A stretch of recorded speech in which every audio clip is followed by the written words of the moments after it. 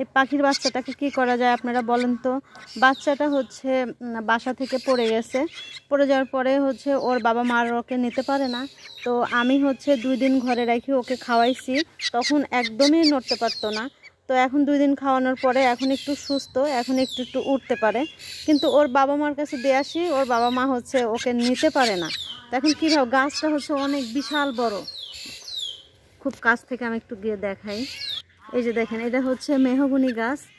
ওই যে ওখানে বাসা, আমি একটু জুম করে দেখাই।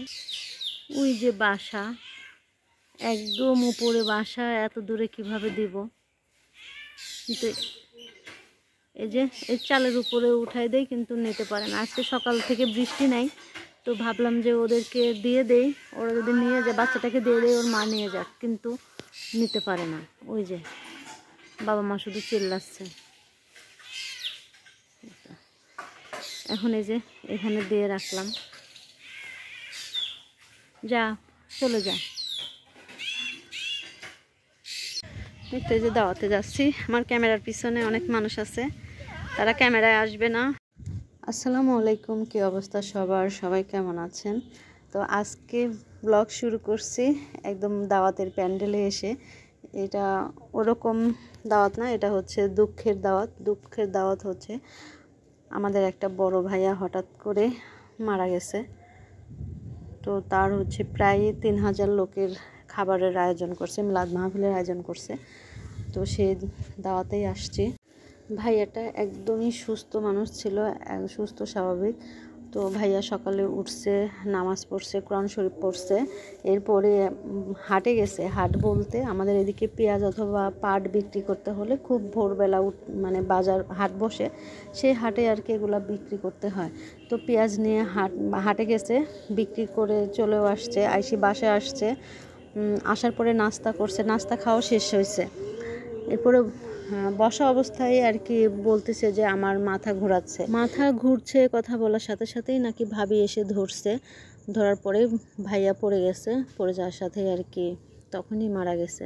হসপিটালে নিয়ে আরও টাইম পায় নাই, সাথে সাথে তো ফোন করছে অ্যাম্বুলেন্স এসেও কিন্তু রেডি ছিল, তারপরে নেওয়ারই সুযোগ পায় নাই। মানে 1 সেকেন্ডও লাগে নাই দম বের হতে, 1 সেকেন্ডের মধ্যেই সব কিছু শেষ। তো আপনারা সবাই ভাইয়াটার জন্য দোয়া করবেন। ভাইয়া অনেক ভালো মানুষ ছিল, অনেক ভালো মানুষ ছিল, সবাই দোয়া করবেন।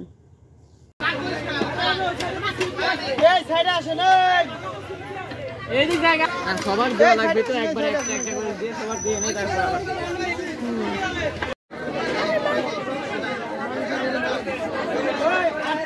তিনজন কই পিয়াস না শুনুন খাও তো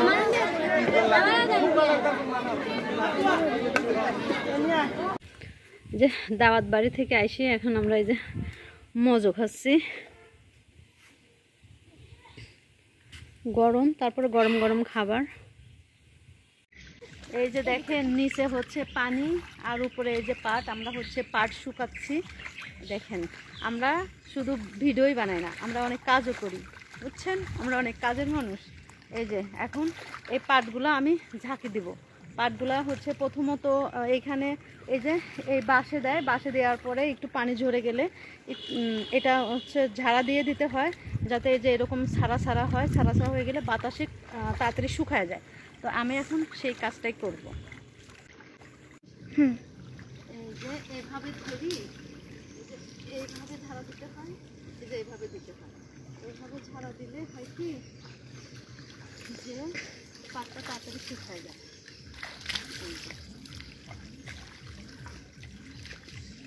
এইভাবে নাড়াচাড়া করে দিতে হয়, বুঝছেন? ও আমি বেশি করতাম। এই যে আমার আম্বে স্কুলে গেছিল, স্কুল থেকে আসলো, এই দেখেন এই যে কত পানি, পানির মধ্যে স্কুলে তো যাইতেই হবে, উপায় নাই। এই যে এখন চাল কদু কাটা হবে।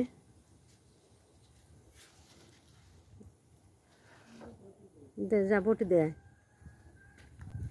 এটি দিয়ে সরসরি করবে। হ্যাঁ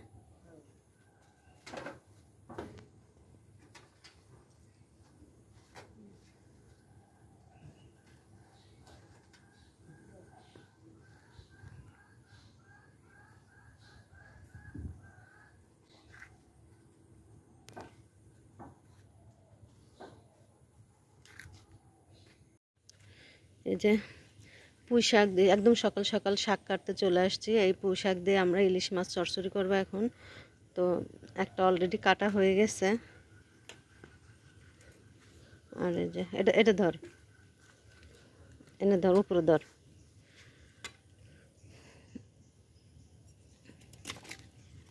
আমাদের বটিটা দেখে হাসেন না, এটা আমি হচ্ছে ঢাকাতে আমার জন্য আর কি কাটাকাটি করার জন্য বানাইছিলাম। তো সেটা আমি আবার বাড়িতে নিয়ে আসছিলাম। একটা গাছ থেকে যে এতগুলি পাতা তুলে নিয়ে আসলাম। এখানে তো দিয়ে ইলিশ মাছ দিয়ে চচ্চড়ি করবো, না নদীর মাছ দিয়ে? নদীর মাছ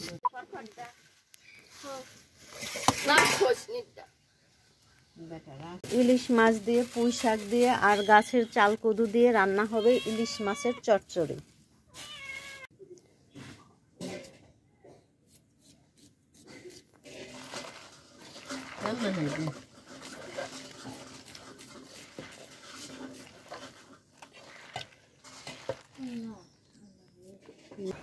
এই যে হচ্ছে আমার সেই পুঁই শাকের আর ইলিশ মাছের চচ্চড়ি। আর এই যে লতি, লতি হচ্ছে আগের লতি, এটা গরম করে নিয়ে আসা হয়েছে, এখন খাবো।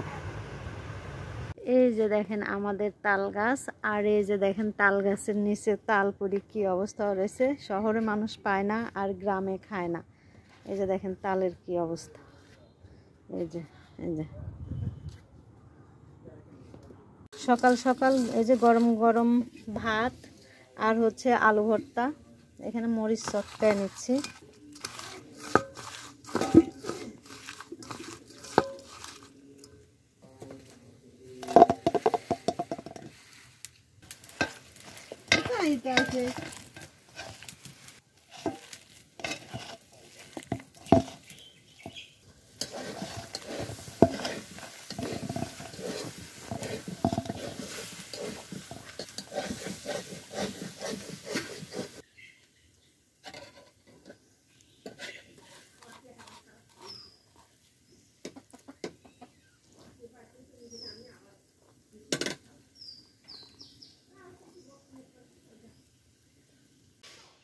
মুরগিগুলা ধরি আমরা, খাইতে দেই আমরা।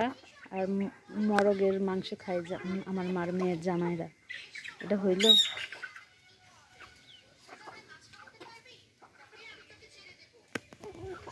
এতে আবার বৃষ্টির মধ্যে যে আমার ভাগিনারা পুঁটি মাছ ধরে নিয়ে আসছে। আমার মা এখানে বসে বসে পুঁটি মাছ কাটতেছে। অনেক বৃষ্টি হচ্ছে আর আমার আপা হচ্ছে রুটি বানাচ্ছে।